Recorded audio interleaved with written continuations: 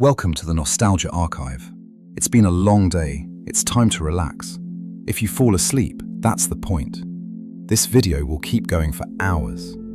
Tonight, we step across the threshold of the new millennium. We are walking the hallways of the American school in the 2000s. It was a specific moment in time, suspended between the analog past and the high-speed future.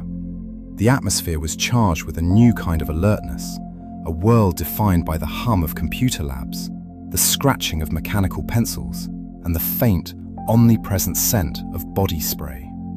We are visiting the era of the burned CD, the popped collar, and the quiet, rhythmic clicking of a text message being typed under a desk.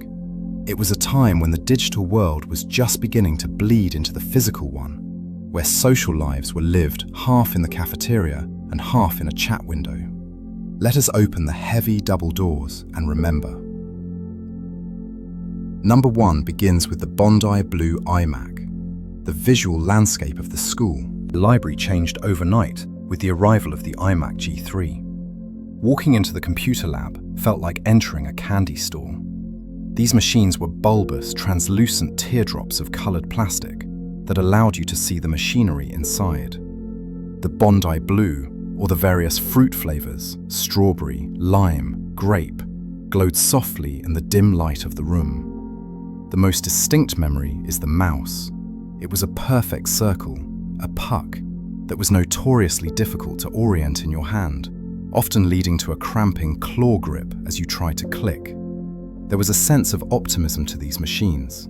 They lacked floppy drives, which forced us to embrace the shiny new medium of the CD-ROM. The sound of the startup chime, a resonant, harmonious chord, signaled that the school had entered the modern age, offering a portal to the internet through a screen that looked like a piece of futuristic furniture. Number 2 is the secret art of T9. The 2000 student developed a form of digital telepathy known as T9 texting.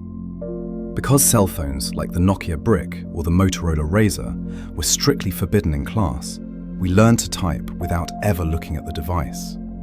You kept the phone in your pocket or inside the pouch of a hoodie, your thumb navigating the raised rubber buttons by pure muscle memory. You knew that the letter C was 3 rapid clicks of the 2 button. You could compose entire paragraphs of high-stakes drama, plans for the weekend, or gossip about the teacher, all while maintaining perfect eye contact with the chalkboard. The vibration of the phone against your leg was a secret pulse, a dopamine hit that connected you to a network outside the classroom walls.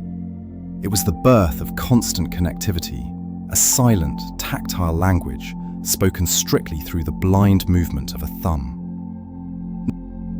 Number 3 brings us to the Harry Potter scholastic era. The school book fair and library became the epicenter of a specific monocultural mania.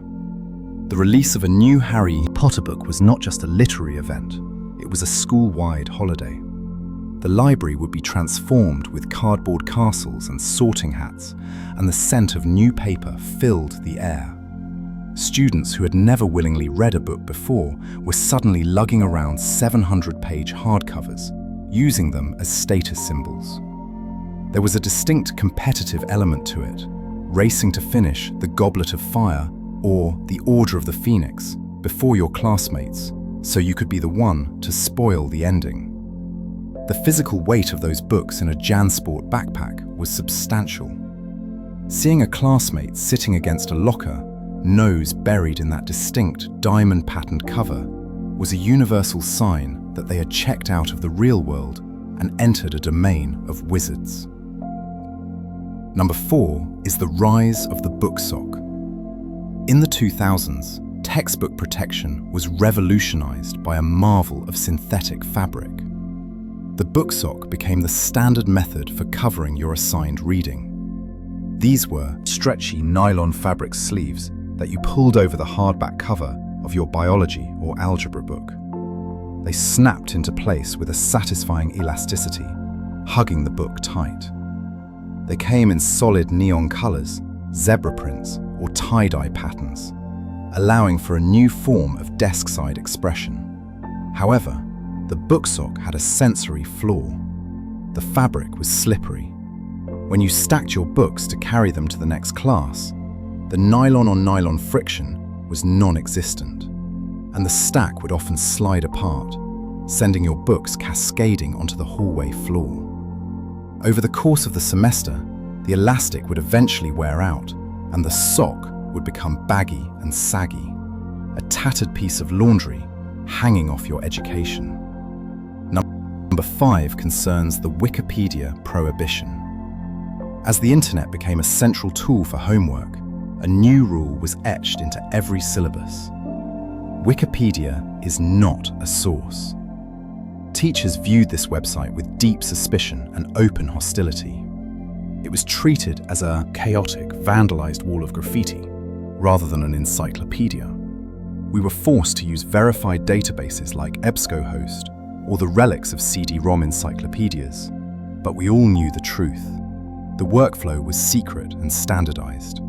Go home, look up the topic on Wikipedia to actually understand it, and then carefully scroll to the bottom of the page to copy the real citations into your bibliography.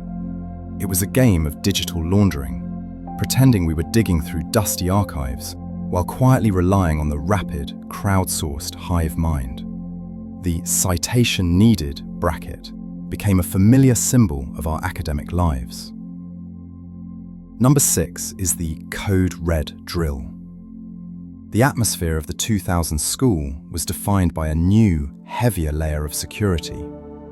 We learned a specific ritual, the lockdown. The intercom would crackle and a code phrase would be spoken, signaling the beginning of the drill. The teacher would lock the door and cover the small rectangular window with a piece of black construction paper. We were instructed to huddle in the corner of the room, away from the sightlines of the hallway, and remain perfectly silent. The lights were turned off.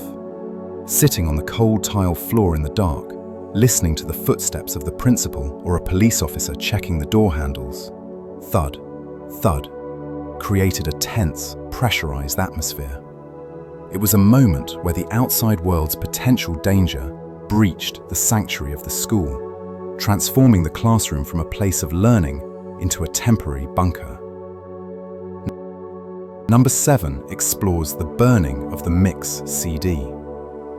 The 2000s brought the CD-RW drive, a technological leap that allowed us to curate our identities in 700 megabytes. Burning a CD was a sensory experience.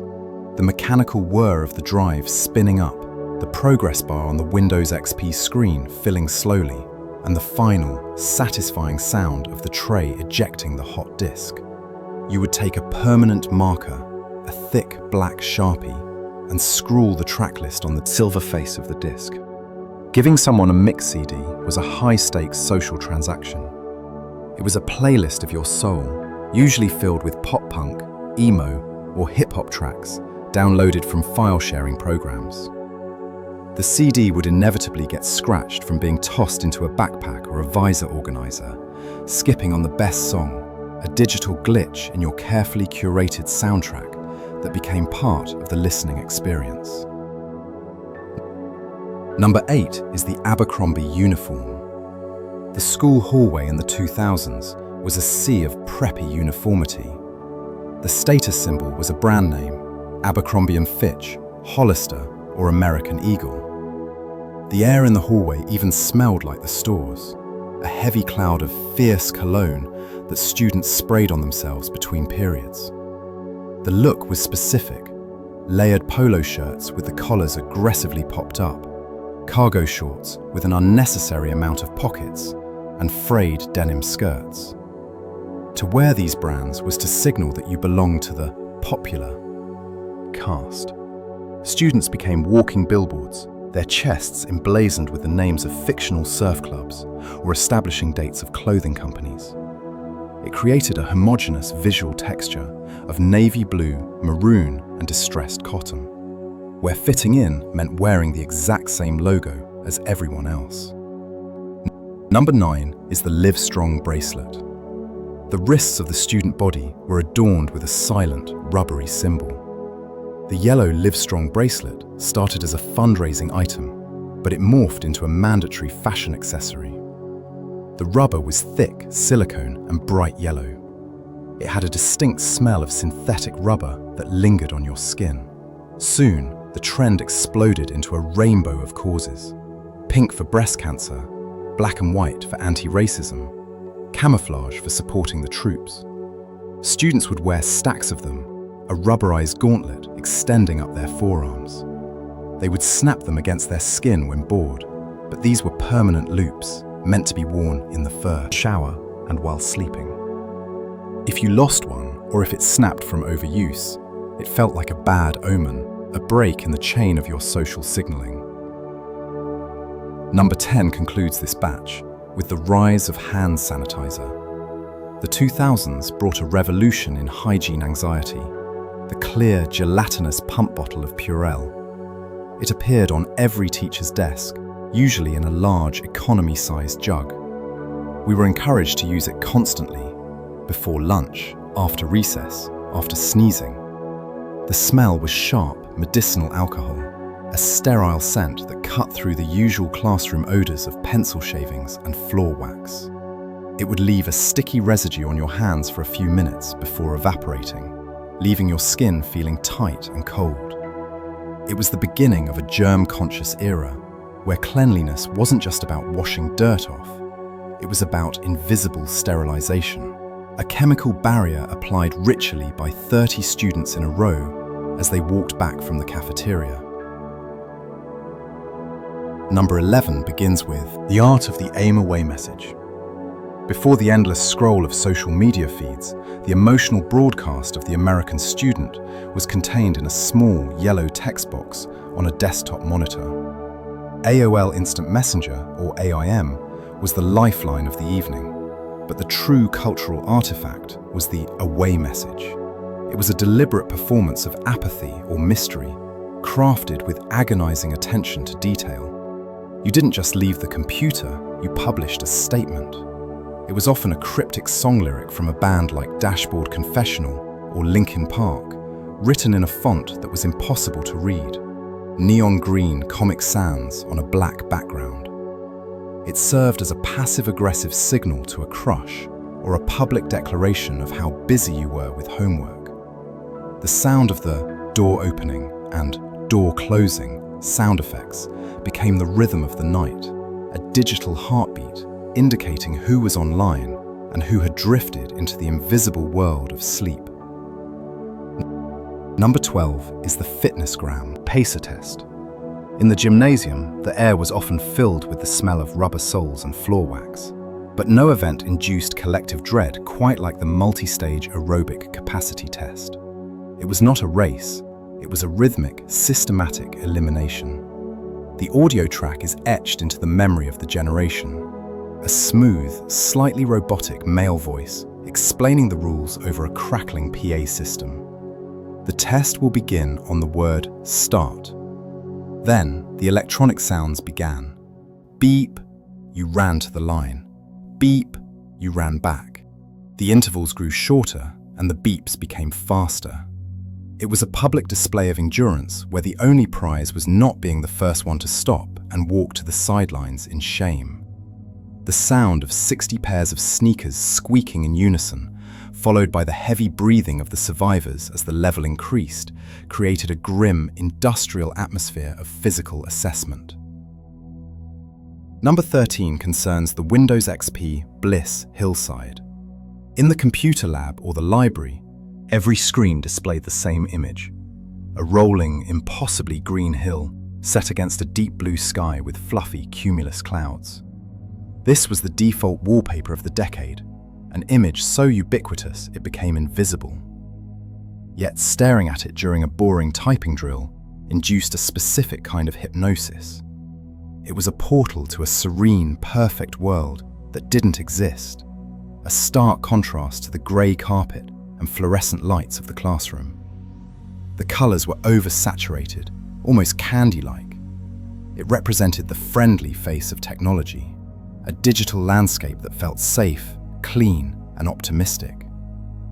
Watching the mouse cursor drift over those green hills was a moment of micro-dissociation, a digital daydream of being outside in a place where the grass was perfect and the sky never turned grey. Number 14 is the Motorola Razr V3. In the hierarchy of school hallways, social standing could be measured by the thinness of your pocket technology. When this device appeared, it rendered all other phones bulky and obsolete. It was a shard of futuristic metal, cool to the touch, with a keypad that was chemically etched from a single sheet of nickel-plated copper. The snap of closing it was the definitive punctuation mark of a conversation. It wasn't just a phone, it was jewelry. Students would hold it in their hands even when not using it, just to feel the weight and the smooth aluminium finish. The blue backlight of the keypad glowing in a dark locker hallway was a beacon of modernity. It was the first time a piece of technology felt truly sharp, a weapon of social communication that fit perfectly into the back pocket of a pair of low-rise jeans. Number 15 explores the era of flash games. When the teacher's back was turned, the browser window was minimized, and the real education began on websites like Miniclip, Newgrounds, or addicting games. This was a lawless frontier of entertainment built on a specific, blocky animation style. We piloted helicopters through green tunnels, launched penguins off icebergs, or defended castles with stick figures. The games were simple, often violent, and incredibly addictive. The loading bar, often a spinning circle or a filling preloader, was a test of patience, as we prayed the school's bandwidth would hold. The mute button was essential. Playing without sound required a heightened visual awareness. These games were the secret currency of the computer lab, a shared digital underground where productivity went to die, hidden instantly by the panic button of Alt-Tab whenever footsteps approached the desk. Number 16 is the white earbud isolation. In the hallways, a new barrier went up between students. The introduction of the iPod brought with it the iconic white earbud cords, which draped from ears like modern jewelry. Before this, music was often a shared experience, or a bulky one involving CD players that skipped. The iPod click wheel offered a new tactile satisfaction, a smooth, circular motion to scroll through hundreds of songs. But socially, the white earbuds were a do not disturb sign. Walking from algebra to history became a cinematic experience, soundtracked by your own private playlist. The click, click, click sound of the wheel was a subtle, rhythmic noise in the quiet of the study hall. It allowed you to curate your own mood in real time, sealing yourself inside a bubble of sound that separated you from the noise of the locker bays. Number 17 is the studded belt aesthetic. Fashion in the 2000s took a sharp turn toward the angular and the aggressive, heavily influenced by the emo and scene subcultures. The defining accessory was the studded belt, often purchased at Hot Topic. It was a strip of black leather or faux leather, covered in rows of metal pyramids or checkerboard patterns. It wasn't worn to hold pants up, it was worn over the hips as a piece of armor. The metal studs would clink against the hard plastic chairs of the classroom when you sat down, along with side-swept bangs that obscured one eye and wristbands with skulls on them. The belt was part of a uniform of teenage angst. It was a way of signaling emotional depth through hardware, a heavy, metallic accessory that scratched the desks and marked you as someone who understood the darker side of the pop-punk lyrics you were listening to.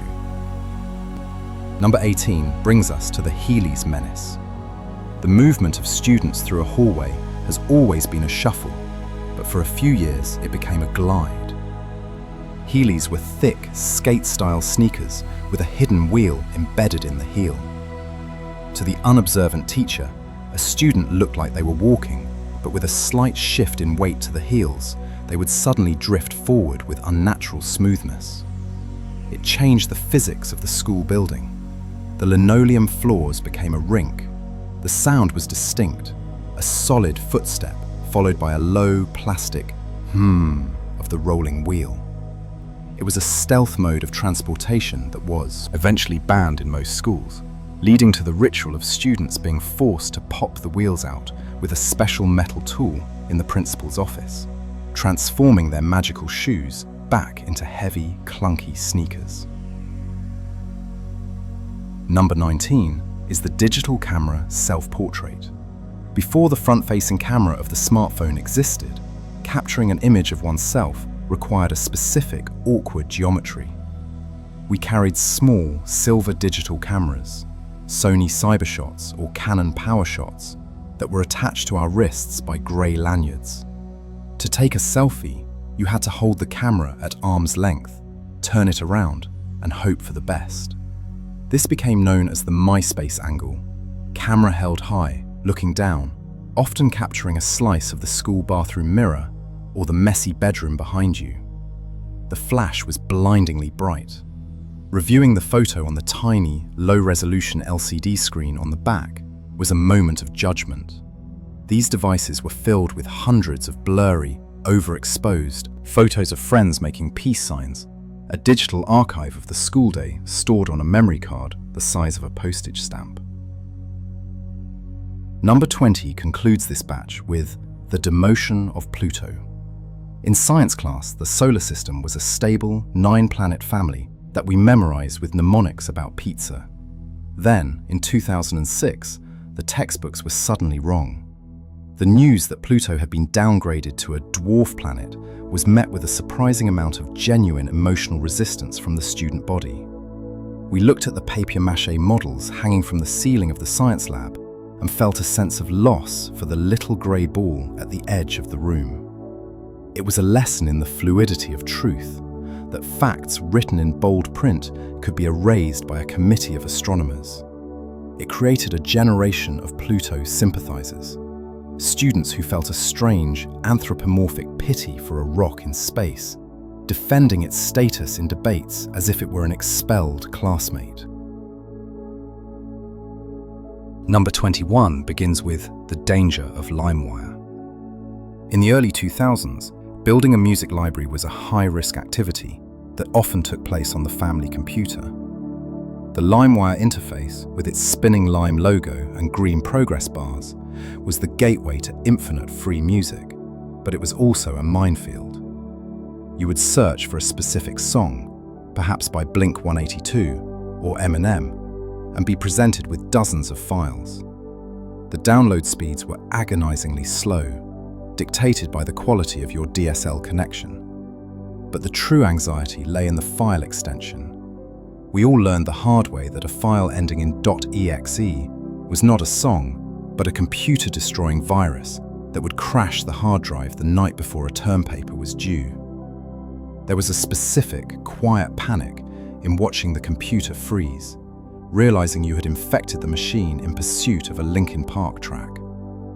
It was a digital Russian roulette that taught an entire generation about cybersecurity through trial, error, and system reformatting. Number 22 is the Axe body spray cloud. If you walked into a middle school boys' locker room between 2002 and 2008, you were not met with the smell of sweat, but with a chemical wall of artificial musk. The scent was overpowering and distinct, variants like Phoenix, Apollo, or Tsunami. It was marketed not as a deodorant, but as a magical attractant, leading young men to believe that dousing themselves in it was a substitute for a shower. The cans were black and sleek, with a twist-top mechanism that made a sharp click before unleashing the aerosol fog. Students would spray it in the hallways, creating invisible zones of intense fragrance that made teachers cough and eyes water. It was the olfactory signature of the decade's adolescence, a stinging, metallic and spicy scent that clung to gym clothes and hoodies, signaling that gym class had just ended and the social hour had begun. Number 23 concerns the MapQuest printout. Before, smartphones provided turn-by-turn navigation. Getting to a new friend's house or a graduation party required a printer and a stack of paper. You would log onto MapQuest, type in the address, and print out a list of rigid, step-by-step instructions. The paper was usually warm from the printer. You sat in the passenger seat, holding the sacred texts, reading them aloud to your parent or driving yourself. In 0.2 miles, turn left onto Oak Street. The anxiety of missing a turn was palpable because there was no blue dot to reroute you. If you got lost, you were simply lost. You had to backtrack or find a gas station. The printouts would pile up on the floor of the car, stained with coffee or footprints, a physical record of your travels. It was a navigation method that required faith in the data and a navigator who could read fast enough to catch the exit. Number 24 is the Papermate Clearpoint.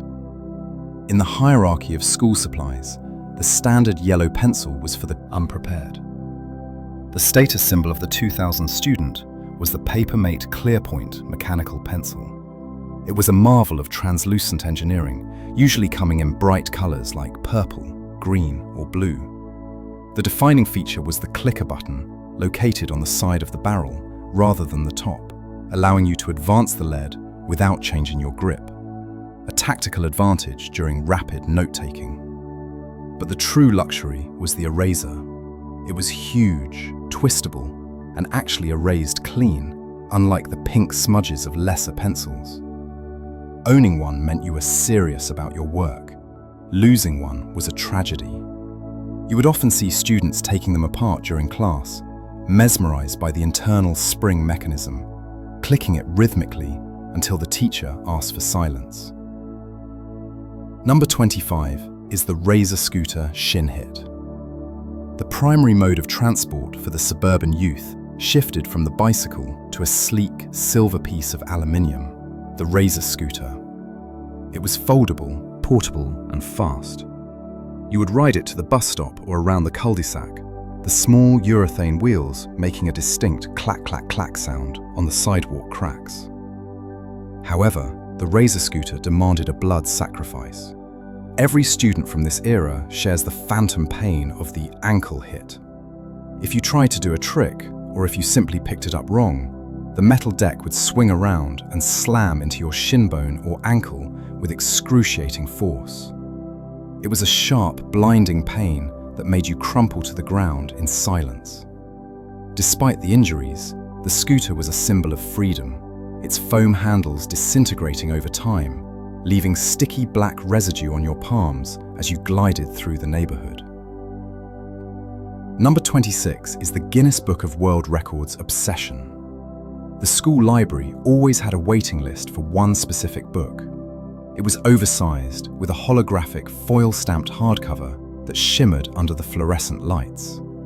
The Guinness Book of World Records was less about reading and more about gawking. We didn't care about the fastest runner. We wanted to see the grotesque and the extreme. We huddled around tables, staring at high-resolution photos of the man with the longest fingernails, coiled like serpents, or the heaviest twins on motorcycles. It was a carnival sideshow bound in glossy paper.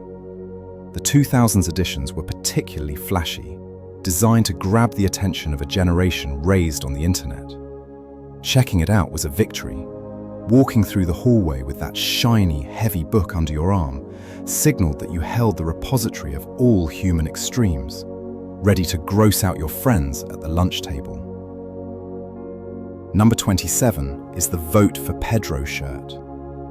In 2004, a low-budget independent film called Napoleon Dynamite quietly took over the cultural consciousness of the American school system. Suddenly, the hallways were filled with white Ringer t-shirts bearing the simple black flock lettering, "Vote for Pedro." It was a uniform of irony.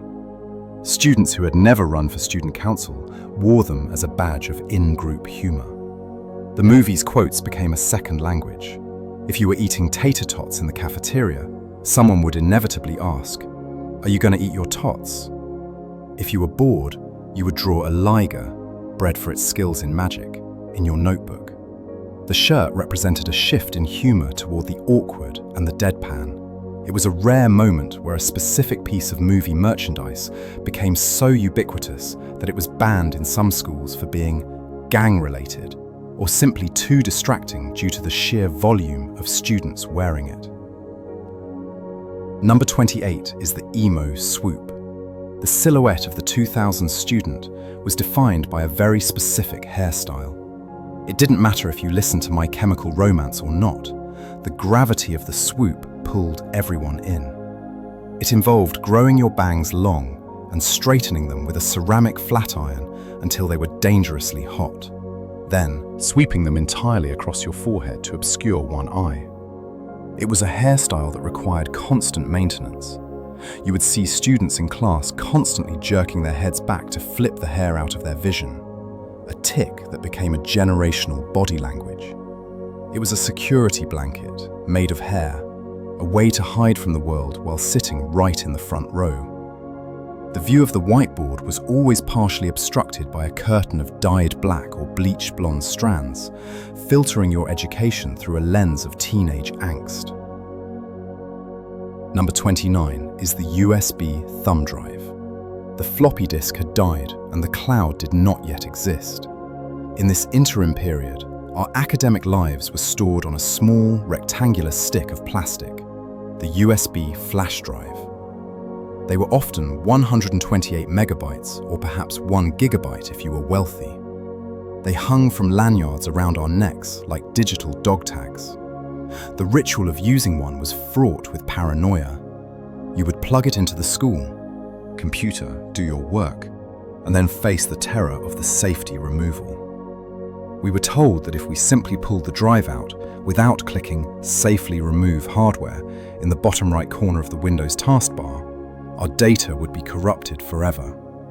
We stood there, waiting for the message. It is now safe to remove your device, holding our breath, treating the cheap plastic stick like a volatile explosive that contained our entire history presentation. Number 30 concludes this batch with the iPod silhouette aesthetics. The visual language of cool in the 2000s was defined by a series of commercials that were inescapable. They featured jet black silhouettes of people dancing against vibrant, solid color backgrounds, neon green, hot pink, intense orange. The only detail visible was the stark white wires of the earbuds and the white iPod in their hand. This imagery bled into school projects. Art classes were filled with students attempting to recreate the style, drawing silhouettes of themselves with white cords. It represented the ultimate 2000s ideal. You could be anyone, a faceless dancer lost in the music, defined only by the technology you owned. The white cord was the signifier. Seeing that white line draping from a pocket across a dark t-shirt was the ultimate badge of modernity, a stark contrast to the tangled black wires of the Discman era that came before. Number 31 begins with the smartboard calibration ritual. In the mid-2000s, the chalkboard was aggressively replaced by a massive white, touch-sensitive monolith connected to a projector. This was the smartboard, a piece of technology that promised an interactive future, but mostly delivered technical delays. The class would sit in a stupor while the teacher attempted to orient the device.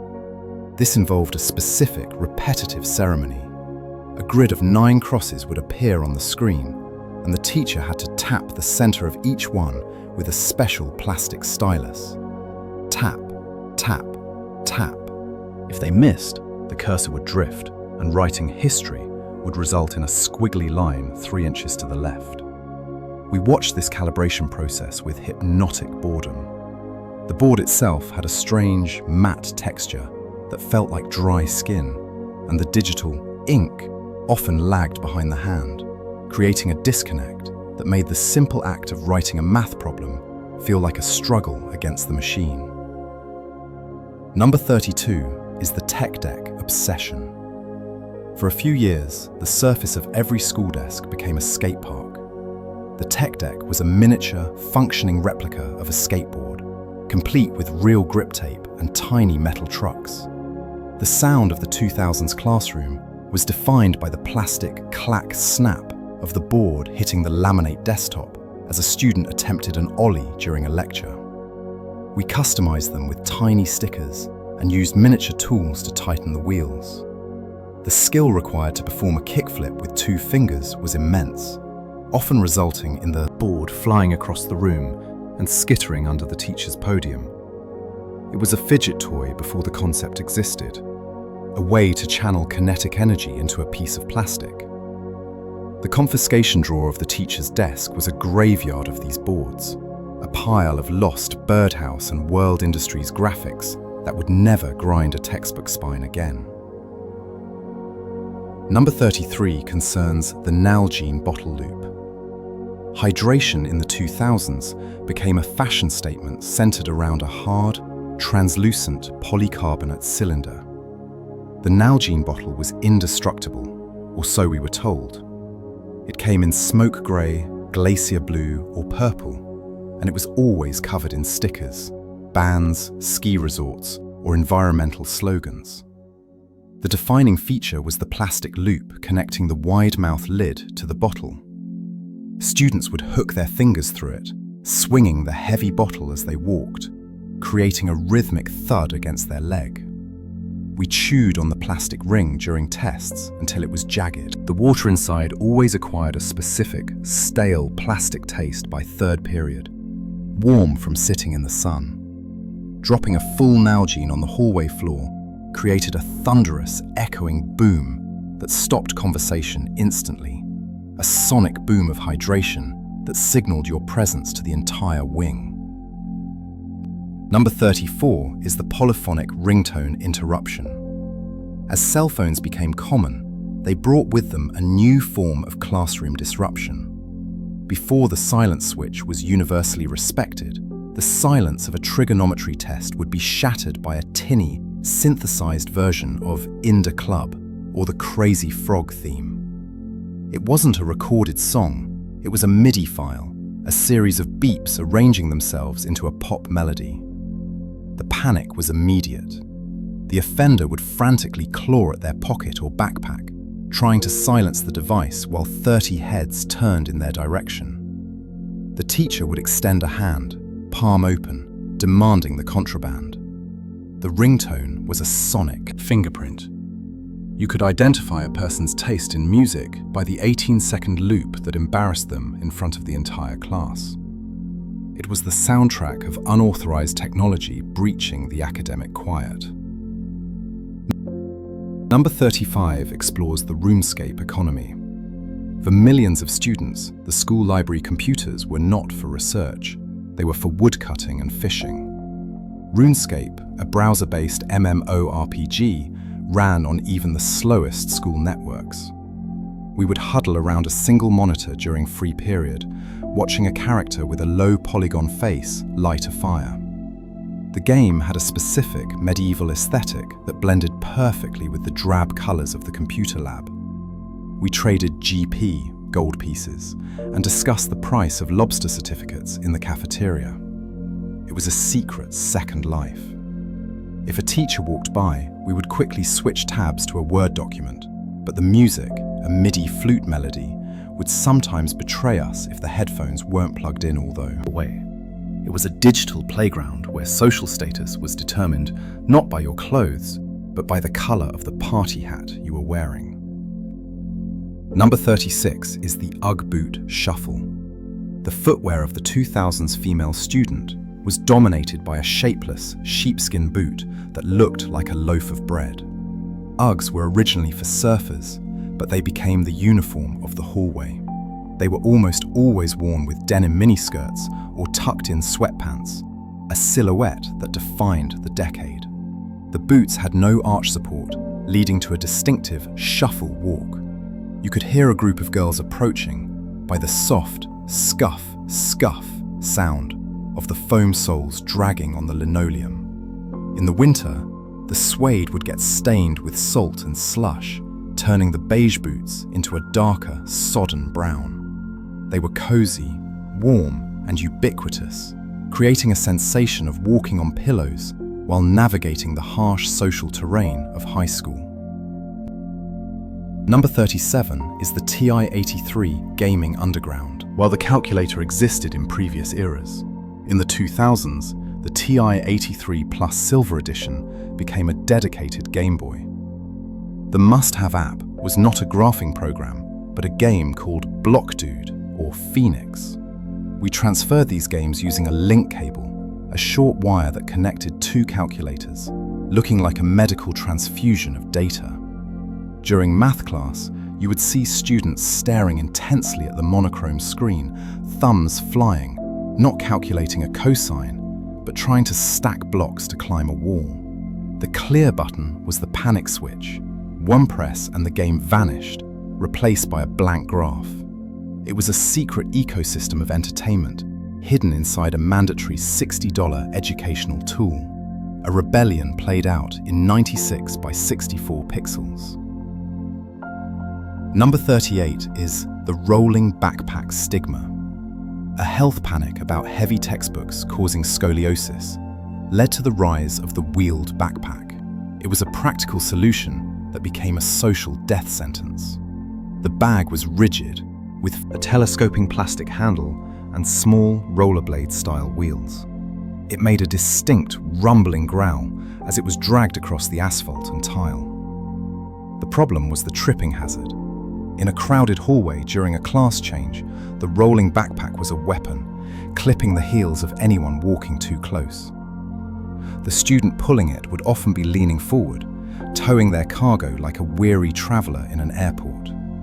It was a polarizing object, representing the conflict between ergonomic safety and the desperate need to look cool, with coolness usually winning out as students returned to slinging 50 pounds of books over one shoulder. Number 39 is the grind dance. The school dances of the 2000s, homecoming, winter formal, or the generic social, were defined by a style of dancing that terrified chaperones. Fueled by the rise of crunk music and hip-hop tracks by Lil Jon or Usher, the dancing was less about movement and more about friction. It was a slow, rhythmic shuffling where students stood in long chains or clusters, essentially walking in place while in close contact. The gym, decorated with streamers and smelling of humidity and cologne, would be dark. When Get Low played, the entire room would sink toward the floor in unison. Teachers would wade into the crowd with flashlights, shouting, "Leave room for the Holy Spirit," or trying to separate couples. It was a tense, sweaty ritual of adolescence played out under the basketball hoops. Number 40 concludes this batch with the early YouTube huddle. Around 2005 or 2006, a new behavior emerged in the computer lab. Instead of playing games, students would gather 3 or 4 deep behind a single chair to watch a grainy, buffering video in a browser window. This was the dawn of viral video culture. We watched Charlie the Unicorn, Shoes, or Numa Numa in 240p resolution. The loading circle in the center of the player was a source of collective agony. We would quote these videos incessantly in the hallways, speaking a language of references that adults couldn't pass. It was the first time media felt truly shared and peer-to-peer. We weren't watching what was on TV, we were watching what our friend emailed us. The glow of the monitor, illuminating a cluster of laughing faces, became a defining image of 2000's friendship.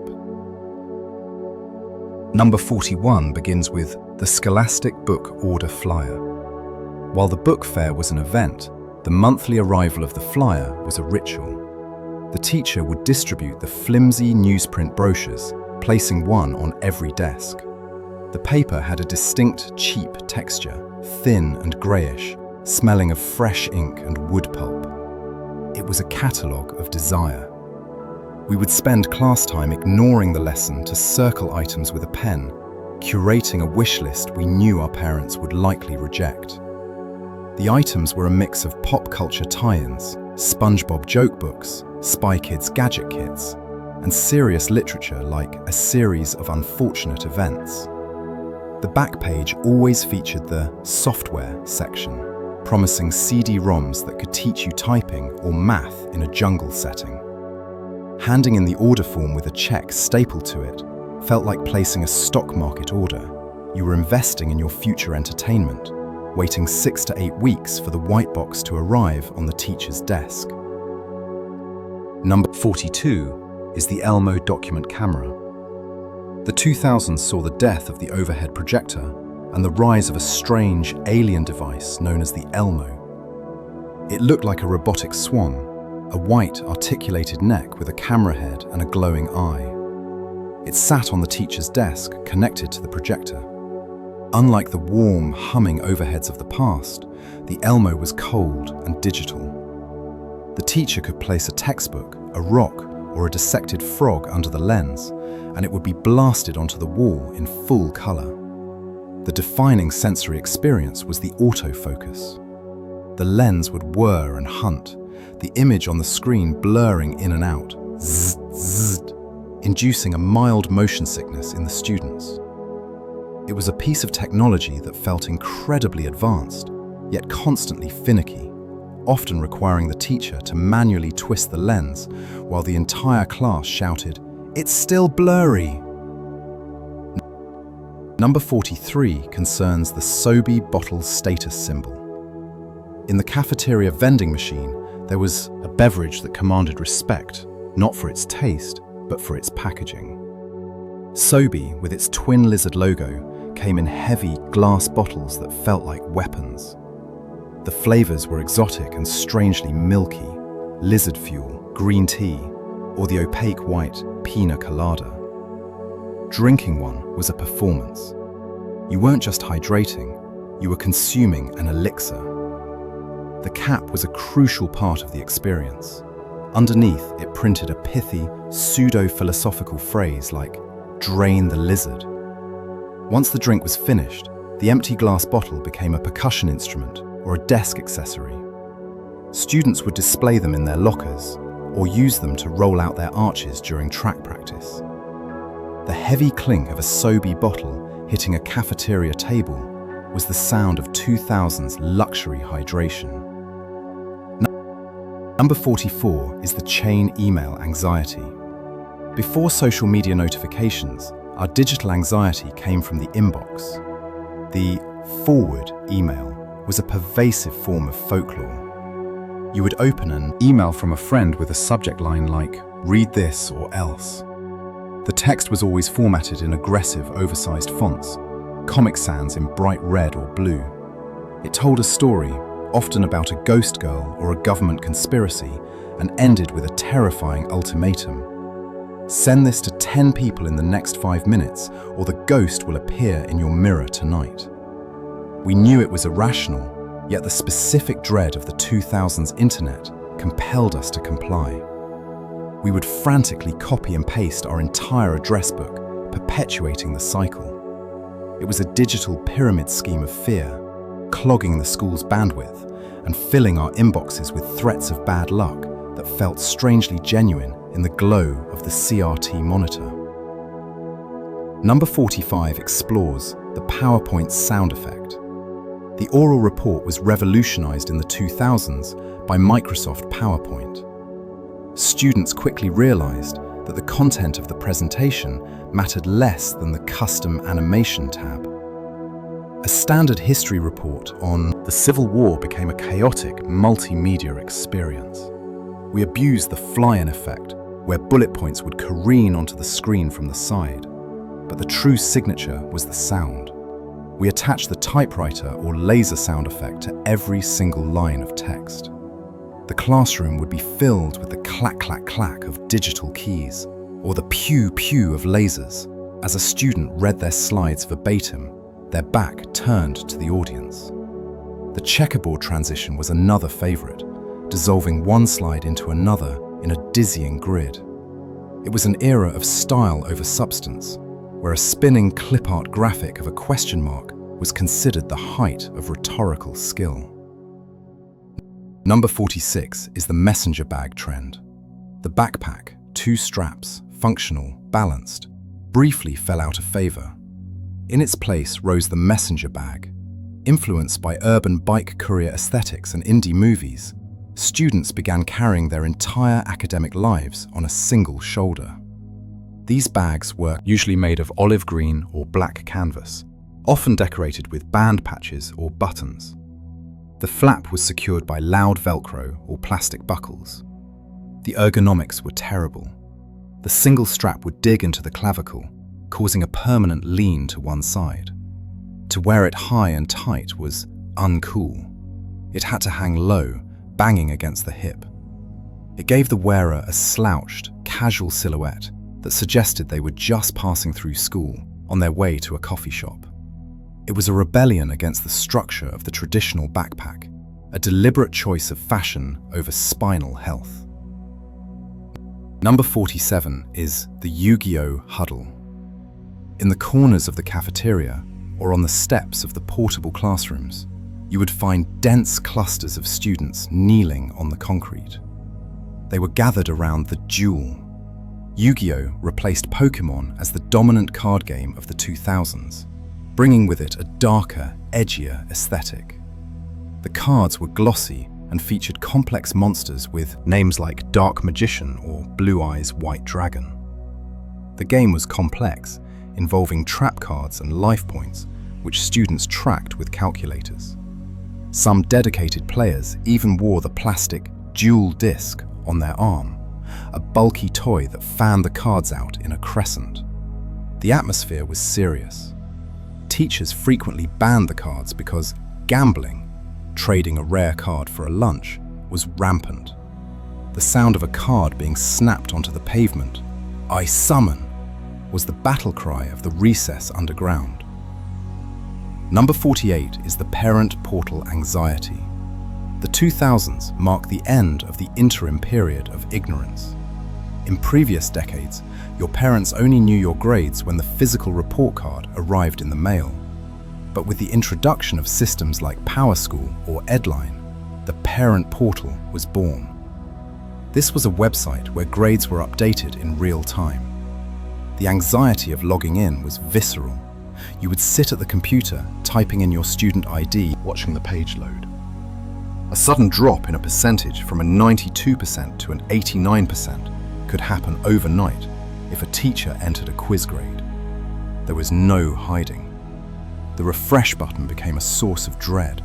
It digitized the relationship between student and parent, turning the organic flow of the semester into a constantly monitored data stream, where a missing homework assignment was visible to your mother before you even got home from school. Number 49 is the Sudoku fad. For a few years in the mid-2000s, the doodle of choice changed from the cool S to a 9x9 grid of numbers. Sudoku swept through American schools like a quiet virus.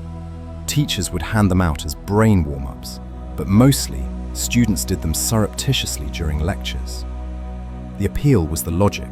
It was clean, silent, and looked vaguely like math, so it was harder to get caught.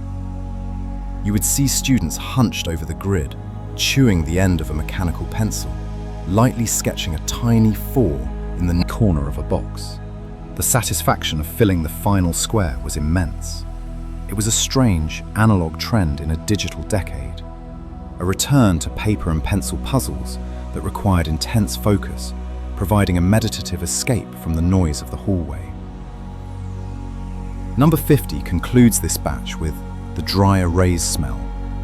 The transition from chalkboard to whiteboard was completed in the 2000s, and it changed the olfactory landscape of the classroom. The air no longer smelled of dusty chalk. It smelled of the sharp, chemical solvent of expo markers. The low-odor varieties were a lie. They still carried a pungent, alcohol-heavy scent that hit you the moment the cap was popped. The board itself was often a mess of ghosting, faint, permanent stains from previous lessons that hadn't been erased properly. The teacher would use a spray bottle of blue liquid and a brown paper towel to scrub it clean, creating a squeaking sound that set teeth on edge.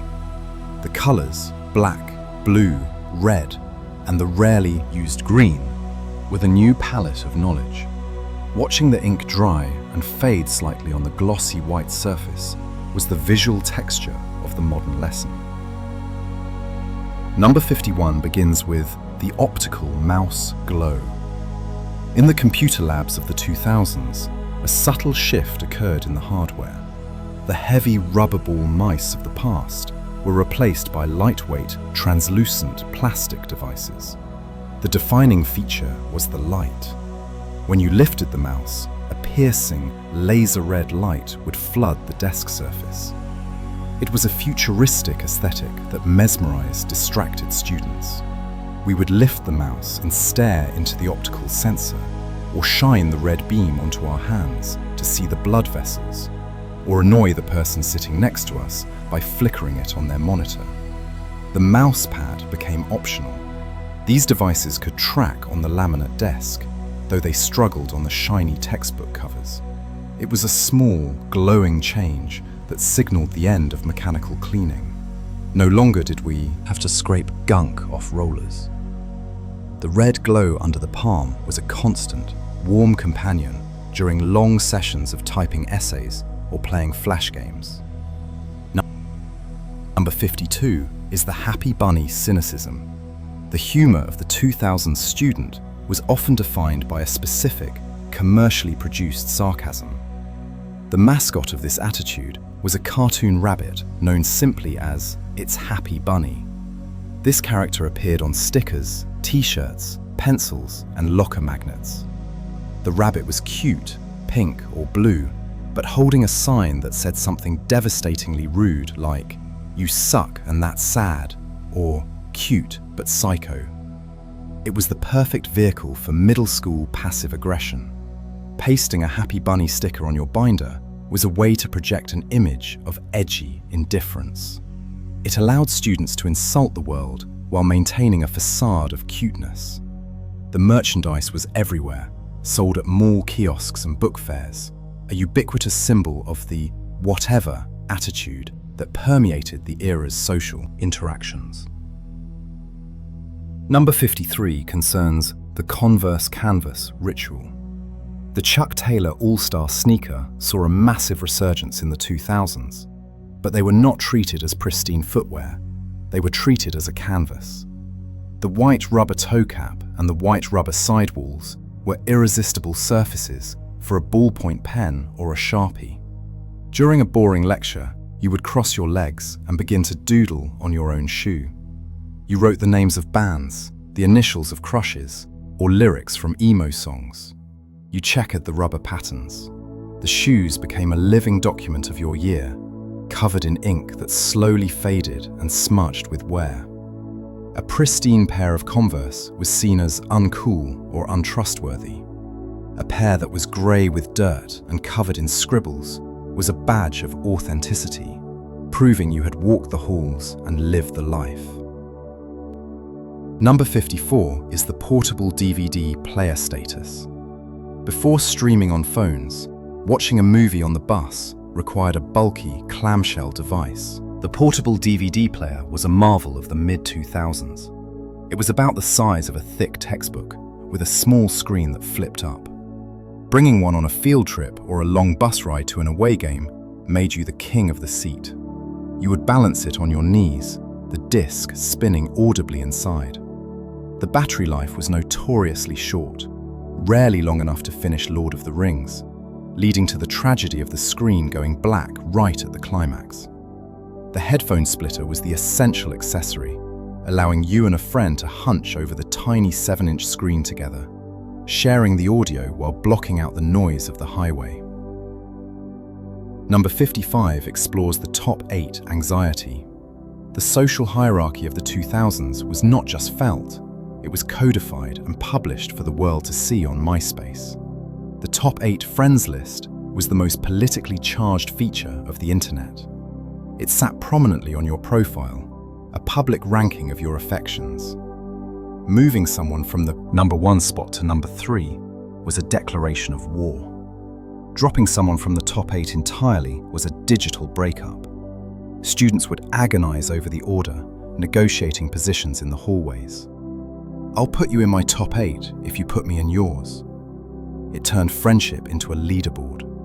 The anxiety of checking a friend's profile and seeing you had been replaced by someone you hated was a specific, gut-punching feeling unique to this era of performative social networking. Number 56 is the Hollister bag luggage. In the gym locker rooms and hallways, the backpack had a rival, the shopping bag. Specifically, the thick paper shopping bags from Hollister or Abercrombie and Fitch. These bags, featuring sepia-toned images of shirtless male models or surfers, were reused until they disintegrated. Students used them to carry gym clothes, lunch, or extra projects. Carrying the bag was a status signal. It proved you shopped at the right store. The handles were made of twisted fabric that would eventually fray. The bottom corners would blow out, leaking pens or gym socks. Yet, students refused to throw them away. They were taped up and reinforced, carried with pride like designer luggage.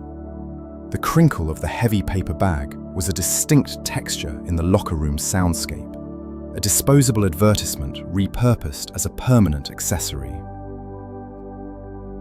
Number 57 is the T-Mobile Sidekick. While the Razr was for style, the Sidekick was for the heavy chatterbox. This device was the holy grail of the texting class. It looked like a bar of soap until you pushed the screen, which would swivel up with a satisfying spring-loaded thwack to reveal a full QWERTY keyboard. It was designed for the AIM generation. Holding it required a two-handed grip, like a game controller. The screen was always active, always updating. To open it in class was a bold move. The swivel mechanism was loud and visual.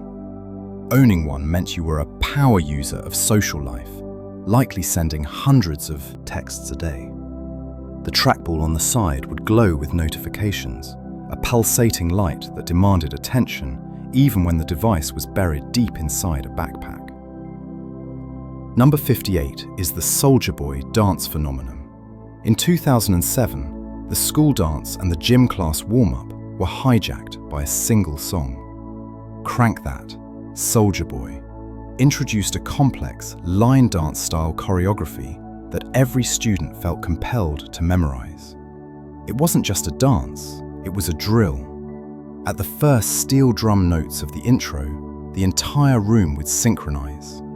The Superman pose, the shuffle, the snap, it was performed with military precision. Students would practice it in the hallways or teach it to each other at lunch. It was the first viral dance craze of the YouTube era to physically manifest in the school building. Even the teachers knew it, often watching with bewildered amusement as 300 students simultaneously hopped to the left and then to the right in perfect unison. Number 59 is the SparkNotes Rescue. The 2000 student had a secret weapon against the dense prose of Shakespeare or Dickens. The distinctive blue and white website of SparkNotes became the homepage of procrastination. When an essay on The Great Gatsby was due the next morning and the book had not been opened, SparkNotes was the savior. We didn't read the book, we read the chapter summaries and character analysis. The site broke down themes and symbols in simple, bulleted lists. We learned to paraphrase the analysis just enough to avoid plagiarism detection, synthesizing an understanding of literature entirely from digital cheat sheets. It was a high-wire act of academic survival, walking into a class discussion armed only with the knowledge of what the green light represented, courtesy of a website summary read 5 minutes prior in the computer lab. Number 60 concludes this batch with the morning news show. The analog PA system announcements of the past were replaced in the 2000s by the morning show, a student-run broadcast beamed into every classroom on the CRT televisions. It was usually filmed in a closet-sized studio with a green screen that never quite keyed out the background properly. The anchors were awkward students reading off a teleprompter, their eyes scanning back and forth. The audio was always slightly out of sync or buzzing. They would read the lunch menu. Today is popcorn chicken, announce sports scores, and crack terrible inside jokes. It was a surreal, low-budget start to the day. We watched it with a mix of second-hand embarrassment and boredom. waiting for the weather segment just to see if the green screen would glitch and make the weatherman's shirt disappear into the map. Number 61 begins with the audio limitations of hit clips. In the brief transitional period before the iPod took over, there existed a music format that was baffling in its limitations. Hit clips were tiny, postage stamp-sized plastic chips attached to a keychain. To listen, you inserted the chip into a single earbud player that looked like a toy. The experience was the definition of scarcity. The chip did not contain the full song. It held a mono-quality 60-second sample of a track by Britney Spears or NSYNC.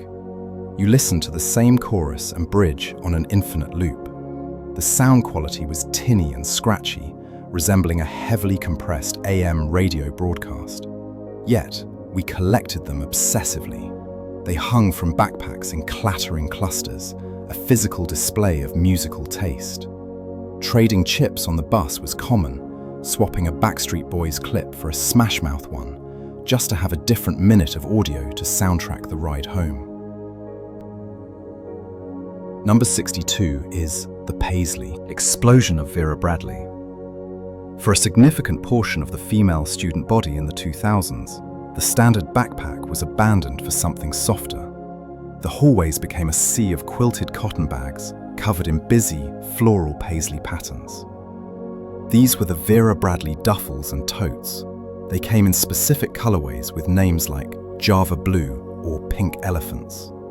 The texture was distinct, soft, padded, and fabric-based, which meant they absorbed the smells of the locker room and the cafeteria. Unlike the rugged nylon of a JanSport, these bags would fray and fade in the wash. The zippers had distinctive ribbon pulls that would eventually curl. Carrying a heavy load of textbooks in a tote bag designed for a weekend trip caused immense shoulder strain, but the aesthetic of the matching quilted lunchbox and pencil case was a mandatory status symbol of the preppy suburban look. Number 63 concerns the digital adoption of Webkins. The stuffed animal craze of the 2000s, different from the Beanie Babies of the past. When you bought a Webkins, a small plush dog, cat, or Googles, the physical toy was secondary. The most important part was the tag attached to its ear, sealed in a plastic pouch. Inside was a secret code. Entering this code on the computer breathed life into a digital avatar of the pet. We spent hours decorating their virtual rooms with Kins Cash, earned by playing mini-games like Cash Cow. The anxiety of the health, hunger, and happiness meters was real. The plush toy itself often sat neglected on a shelf, a mere vessel for the code, while the real relationship happened on a slow-loading browser window where we fed our digital pets virtual strawberries and arranged pixelated furniture in a virtual mansion. Number 64 is the command of the cha-cha slide. No school dance or gym class social in the 2000s was complete without the booming voice of DJ Casper giving instructions. The cha-cha slide was not just a song, it was a regime of total obedience. When the opening notes hit, the chaotic crowd would instantly organize into a grid. The lyrics dictated every movement. To the left, take it back now, yo. The sound of hundreds of sneakers stomping on the hardwood gym floor in perfect unison, criss-cross, created a thunderous, rhythmic vibration. It was a moment of relief for the awkward students. You didn't need to know how to dance, you just needed to follow orders. The collective Clap Your Hands segment, a rapid-fire applause, was the peak of the energy, a synchronized ritual that united the cliques under the banner of simple directional commands. Number 65 explores the jelly bracelet ban, a fashion trend involving thin, black rubber bracelets, often called shag bands, swept through middle schools, bringing with it a storm of moral panic. These cheap, gummy loops came in various colors, and a playground rumor mill assigned a specific, scandalous meaning to each hue. The administration's reaction was swift and severe. Principals sent letters home. Teachers were instructed to confiscate them on sight. Students would wear them stacked up their arms, hiding them under long sleeves. The bracelets themselves were flimsy, often snapping if caught on a locker door, but the thrill was in the rebellion. They were a harmless piece of silicone that became contraband, transforming a vending machine toy into a symbol of illicit knowledge that most students didn't even fully understand, but wore anyway to be part of the conversation. Number 66 is the whiteout tape runner. The liquid correction fluid of the past, with its strong fumes and drying time, was replaced in the 2000s by a marvel of dry engineering, the correction tape mouse. This small, translucent plastic gadget dispensed a strip of white film that instantly covered a mistake. You could write over it immediately. However, the technology was fragile. If you pressed too hard, the tip would gouge paper. The most common tragedy was the looping malfunction, where the tape would unravel inside the casing, creating a slack mess of white ribbon that you had to manually wind back in with a pencil tip or your fingernail. The tape had a distinct crinkly texture on the page, and if you wrote on it with a sharp pen, it would sometimes flake off, revealing the error beneath like an archaeological dig of your own spelling mistakes.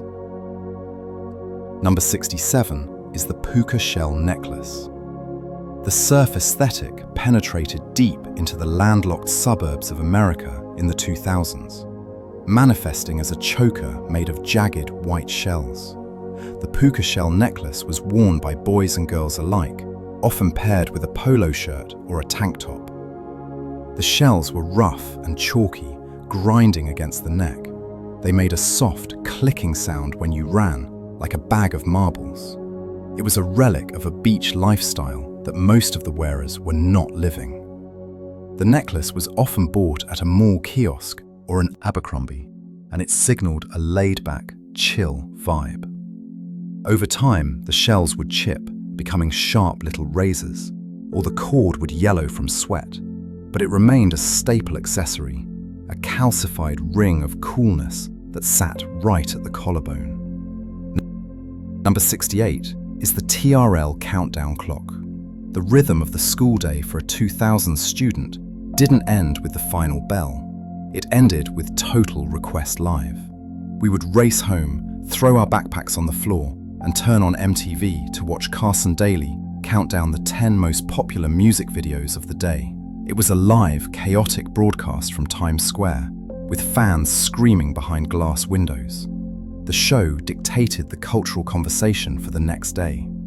We watched snippets of music videos, rarely the whole thing, interspersed with interviews of stars like Britney Spears or Eminem. The tension of who would be number one was genuine. It was a shared viewing experience that synchronized the pop culture download for the entire country.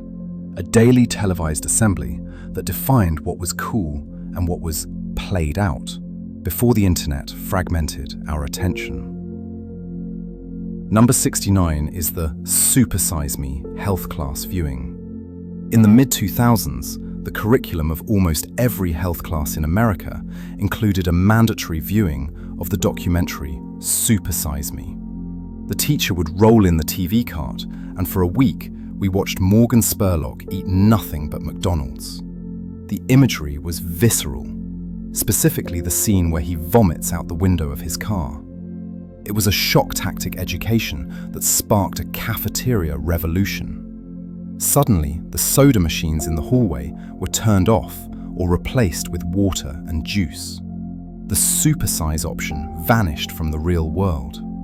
We sat in the dark classroom, feeling a collective nausea, watching the physical decay of the protagonist. It was a distinct cultural moment where a movie directly altered the school lunch landscape, leaving us suspicious of the chicken nuggets for months afterward. Number 70 concludes this batch with the Bosco Stick lunch.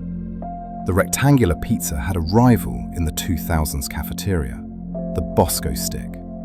This was a breadstick the size of a ruler, stuffed with a core of molten mozzarella cheese and dusted with garlic powder. It was served in a paper boat, often paired with a plastic cup of marinara sauce that was either scorching hot or partially frozen. The structural integrity of the Bosco stick was its defining feature. It was chewy, doughy, and heavy. Pulling it apart revealed a cheese pull that was the envy of the table. It was pure carbohydrates and grease, a comfort food that felt like a prize compared to the dry turkey sandwiches. The smell of baking bread and garlic salt that wafted from the cafeteria on Bosco Stick Day was enough to induce a Pavlovian response in the middle of a third-period math test. Number 71 begins with the 5-star zipper binder. If the Trapper Keeper was the icon of the past, the 2000 belonged to the fabric fortress known as the Mead 5-star zipper binder. This was not just a folder, it was a portable office. It was enormous, often 3 inches thick, covered in durable ballistic nylon in shades of navy, black, or maroon. The defining feature was the zipper that ran around the entire perimeter, sealing your academic life inside a dustproof casing. Inside, it was a chaotic ecosystem of mesh pockets, expanding accordion files and pencil loops. It had a handle on the spine, allowing you to carry it like a briefcase, which many students did to avoid using their lockers. The sound of the zipper, zip, signaled the start and end of every class. It was heavy, bulky, and expensive, but it offered the ultimate promise of the era, that if you could just zip everything into one massive fabric brick, you would finally be organized. Number 72 is the Nextel Chirp. In the soundscape of the 2000 school hallway, one noise cut through the chatter sharper than a bell, the beep-beep of a Nextel Direct Connect. This was the era of the push-to-talk feature, which turned a cell phone into a walkie-talkie. It was a status symbol for the socially connected. The sound was distinct, a digital, aggressive chirp, followed by the crackle of a friend's voice on speakerphone asking, "Where you at?" It was the ultimate disruption in a quiet classroom. A student would forget to silence their phone, and suddenly the chirp would erupt from a pocket, followed by a frantic fumbling to mute it before the teacher confiscated the device. It was a technology that erased privacy, broadcasting conversations to the entire room, and serving as a sonic beacon that signaled the presence of the cool crowd nearby. Number 73 concerns the Dance Dance Revolution gym unit. Physical education in the 2000s took a strange, digital turn with the introduction of Dance Dance Revolution. Recognizing that students were more interested in video games than volleyball, schools began purchasing the console and plastic dance mats. The lights in the gym would be dimmed, and a projector would beam the scrolling arrows onto the wall. We stood in rows, shoeless or in sneakers, stomping on the crinkly plastic sensors to the beat of high-energy techno-pop. It was a surreal fusion of exercise and arcade gaming. The competitive students would memorize the patterns, their feet blurring in a heavy difficulty frenzy, while the rest of the class awkwardly shuffled on the light setting, trying to hit the arrows on the beat. It was one of the few times that being a gamer provided a legitimate athletic advantage in gym class. Number 74 is the Game Boy Advance SP Stealth. Handheld gaming had existed before, but the Game Boy Advance SP was designed perfectly for the classroom underground. Its clamshell design was a revolution in stealth. It could be folded shut in a millisecond, transforming from a game console into a harmless square box that could be hidden in a palm or a pocket. The click of the hinge was the only giveaway. We played Pokemon Ruby or Fire Emblem under the desk, utilizing the newly added backlight screen to play in the shadow of a textbook. The SP stood for Special Project, but to a student, it meant freedom. The metallic blue or silver finish scratched easily, but the device was durable, surviving drops on the linoleum floor. It was the ultimate distraction, a piece of hardware that felt like it was designed specifically to be played illicitly during a history lecture.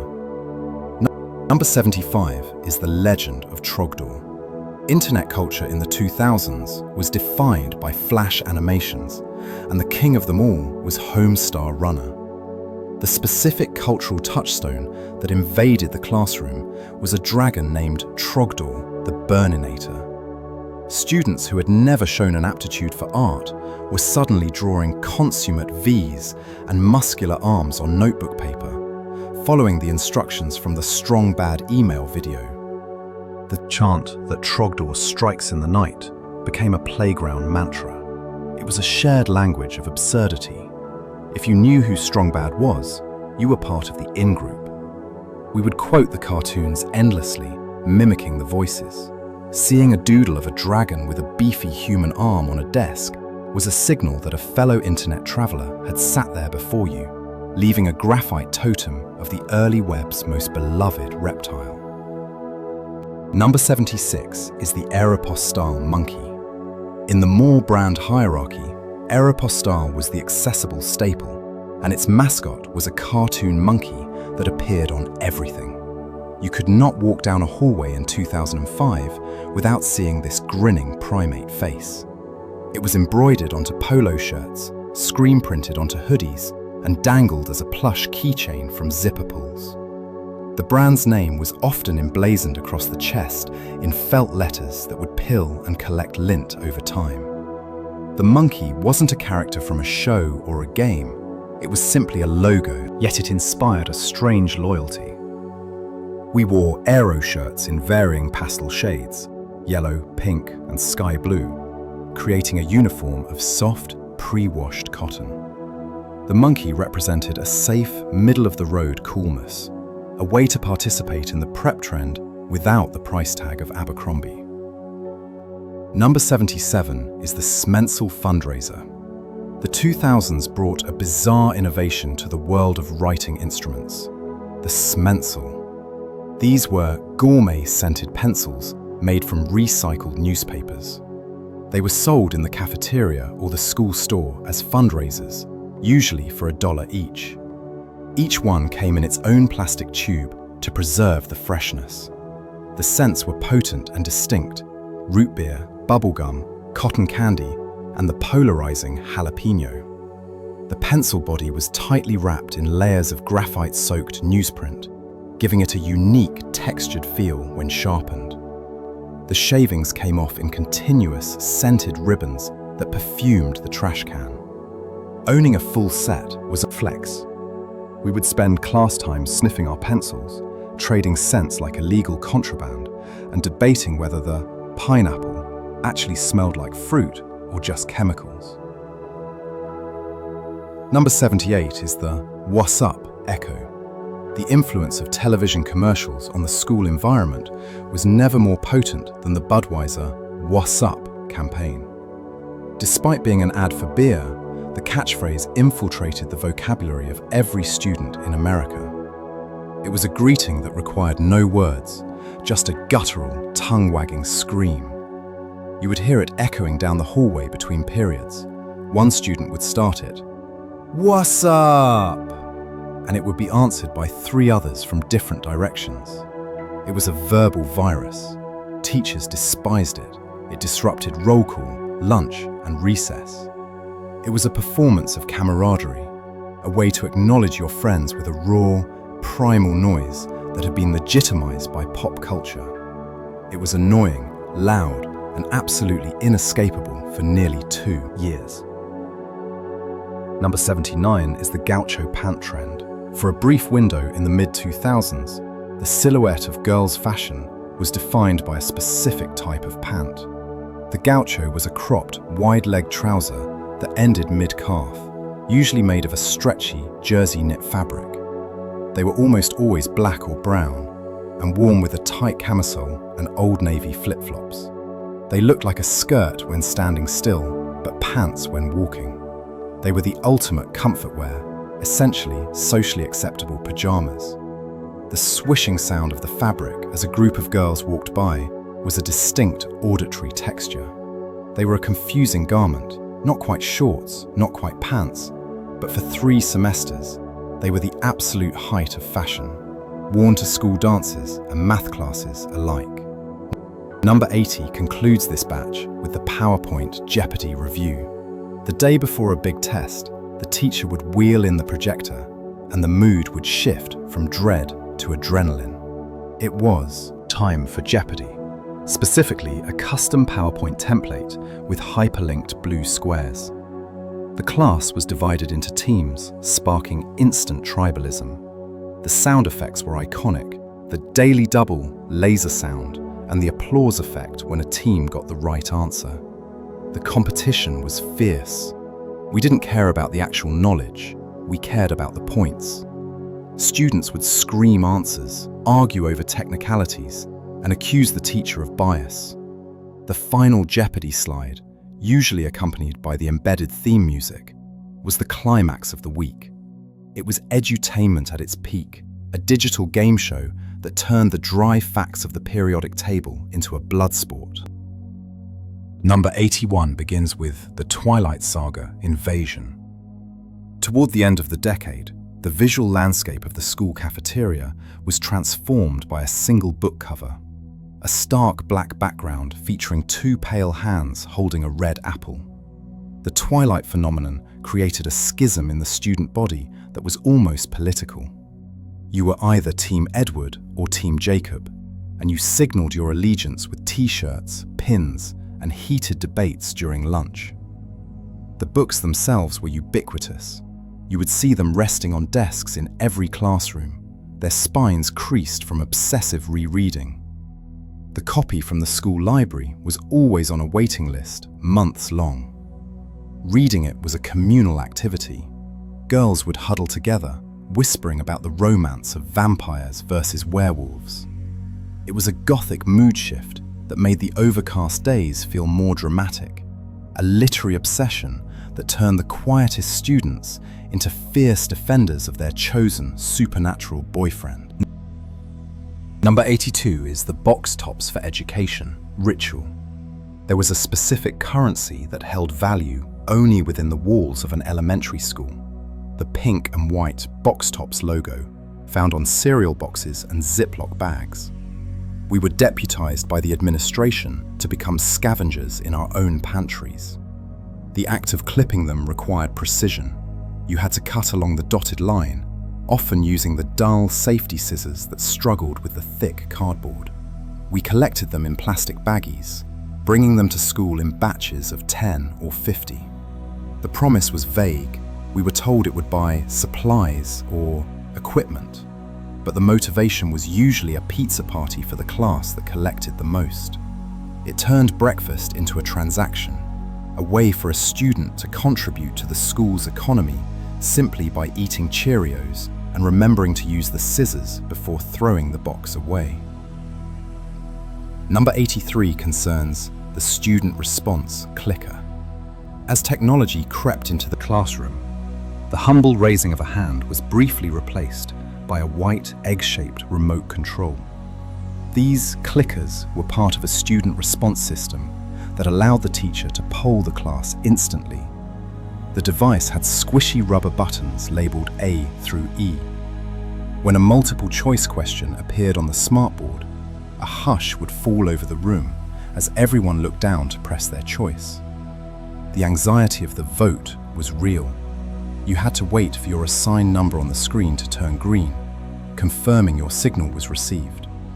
It felt like being part of a game show audience. The tactile sensation of the remote was distinct. It felt like a cheap garage door opener, but holding it gave a sense of power, a direct electronic line to the teacher's computer that anonymized the fear of being wrong. Number 84 is the hot topic arm warmer. The fashion of the 2000s scene kid was defined by a specific accessory that defied practical logic: the arm warmer.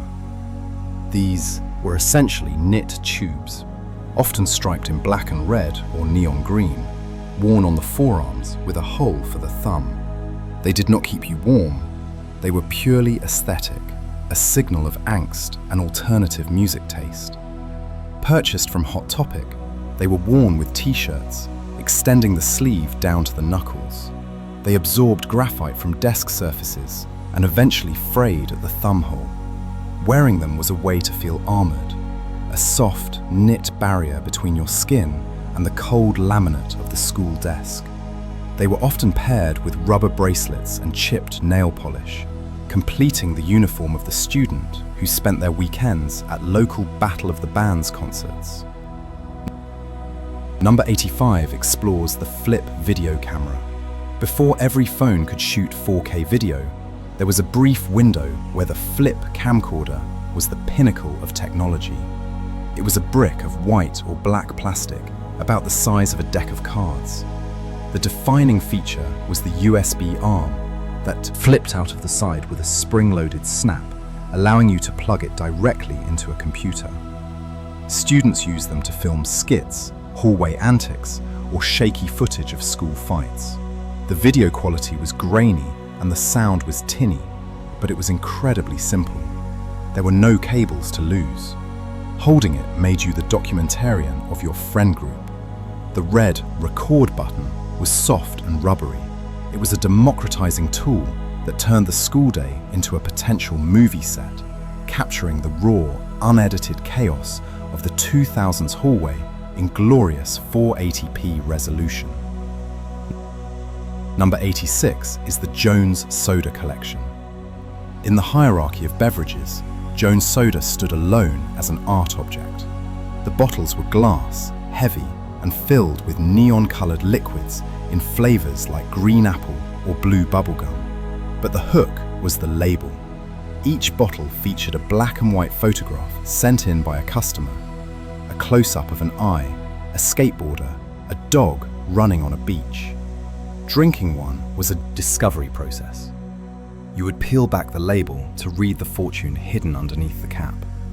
Students didn't just recycle these bottles, they curated them. A row of empty Jones Soda bottles lining a bedroom windowsill or a locker shelf was a common sight, the sunlight filtering through the residual blue and green syrup at the bottom.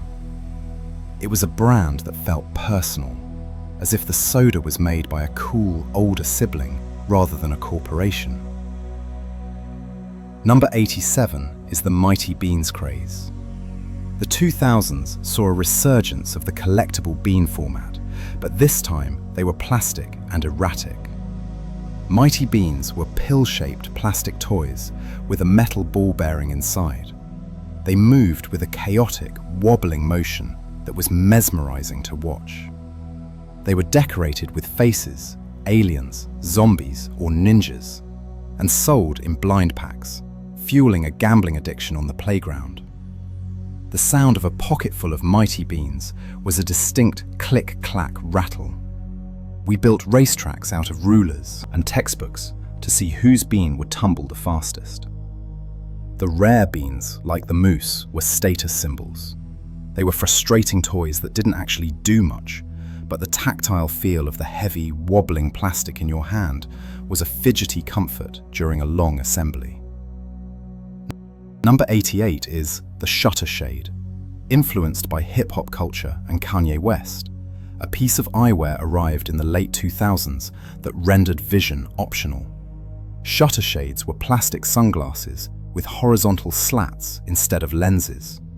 They provided absolutely no protection from the sun and actively obstructed your view of the world. Wearing them in the hallway was a hazard. You had to tilt your head to see through the plastic blinds. They came in bright neon colors, white, pink, glow in the dark. They were flimsy, often breaking at the hinge, but they were the ultimate party accessory for a school dance. Wearing them signaled that you were in the zone, embracing a futuristic, retro pop aesthetic. They were impractical, silly, and universally worn, a testament to the power of a music video to dictate the eyewear choices of an entire student body. Number 89 is the High School Musical soundtrack. In 2006, the Disney Channel released a movie that would hold the American school system hostage for years. You could not escape the soundtrack. We're All in This Together was played at pep rallies, over the morning announcements, and in the cafeteria. The divide between the theatre kids and the jocks briefly blurred, as the movie posited a world where you could be both. Students memorized the choreography. The red and white tracksuit became a legitimate fashion choice. It was a sanitized, glossy version of high school that we all mocked yet secretly sang along to. The sheer optimism of the songs, pumped through the blown-out speakers of the gym during an assembly, created a forced, cheerful unity that defined the mid-2000s Disney era of pop culture. Number 90 concludes this batch with the Magic Treehouse dominance. For the younger student in the 2000s, the gateway to history was a treehouse in Frog Creek, Pennsylvania. The Magic Treehouse series by Mary Pope Osborne was the cornerstone of the elementary library. The books were uniform in size, with distinct, colorful spines that looked perfect when lined up on a shelf. We devoured them, traveling to ancient Egypt, the Titanic, or the Amazon rainforest in 45 minutes. The texture of the paper was rough and pulpy, and the font was large and comforting. Jack and Annie were our proxies. The research guides, the non-fiction companions, were often the only source we used for reports. Seeing that familiar logo of the treehouse against a full moon was a promise of a safe, formulaic adventure that could be finished during a single, silent, sustained reading period. Number 91 begins with the ringback tone. In the mid-2000s, we decided that the standard ring-ring sound of a telephone call was boring, so we monetized the waiting period. The ringback tone allowed you to force anyone calling you to listen to a low-quality, tinny excerpt of a pop song while they waited for you to pick up. It was a bizarre form of sonic branding. You would call a friend to ask about homework, and instead of a ring, you would be blasted by the chorus of "Yeah" by Usher or a clipped version of a Nickelback ballad. The audio quality was atrocious, compressed to fit the bandwidth of a flip phone network, often sounding like it was being played underwater.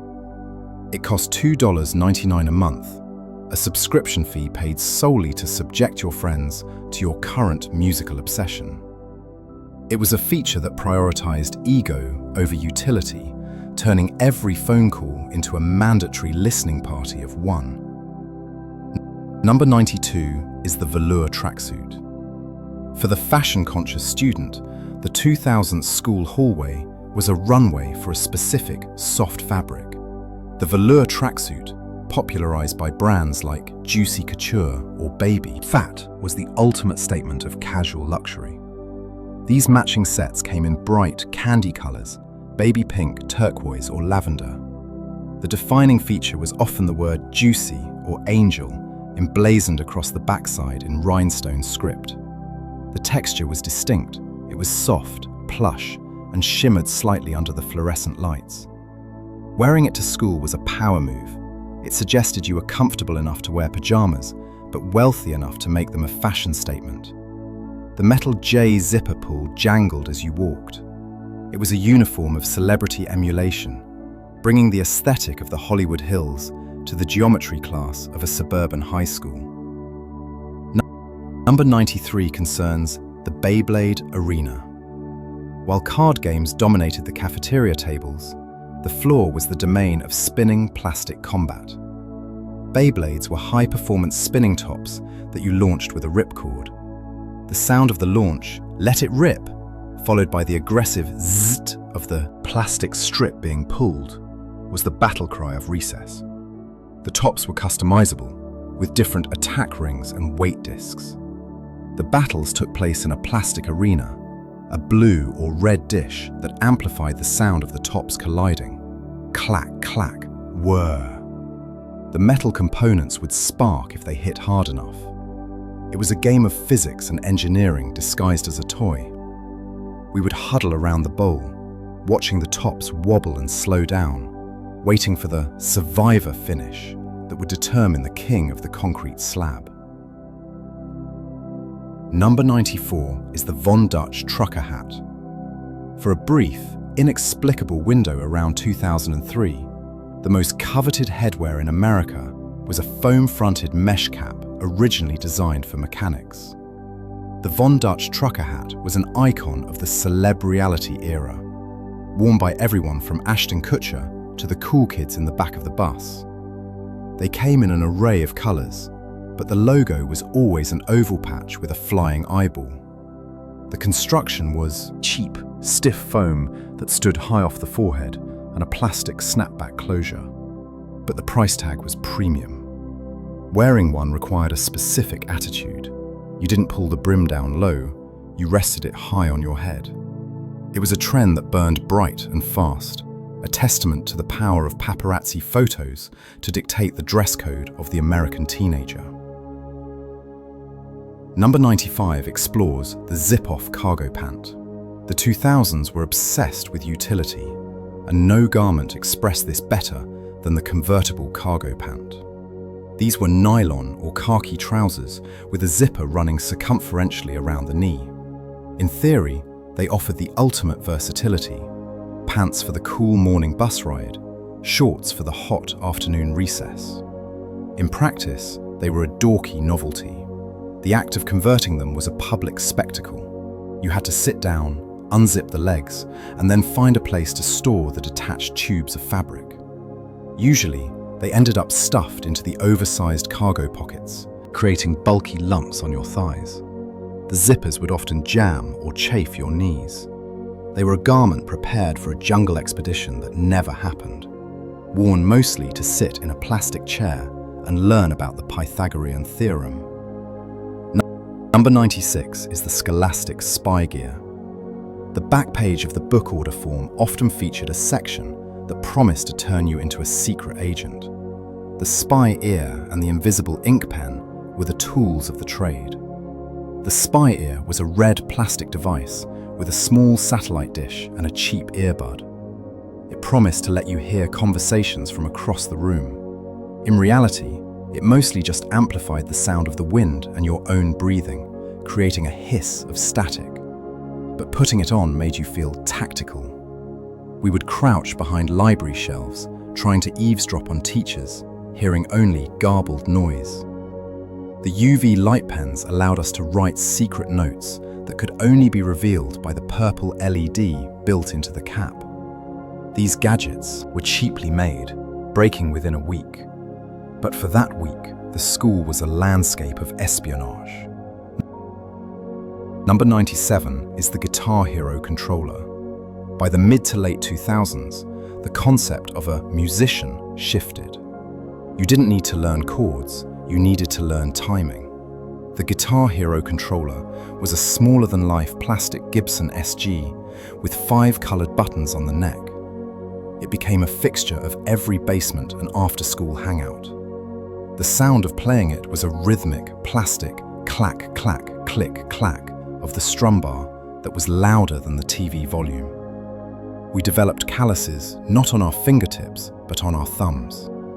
Being able to play Through the Fire and Flames on Expert was a social currency equivalent to being the quarterback of the football team. It created a generation that knew every note of classic rock solos, but couldn't tune a real string. It was the ultimate party game, a collaborative performance where we stood in front of the TV, legs spread in a rock stance, holding a plastic toy. Number 98 is the vitamin water status. In the vending machines of the late 2000s, a new bottle appeared that replaced soda as the cool beverage of choice. Vitamin water came in sleek, medical-looking bottles with names like Focus, Revive, or Energy. The colors were vibrant jewels: dragonfruit pink, tropical citrus yellow.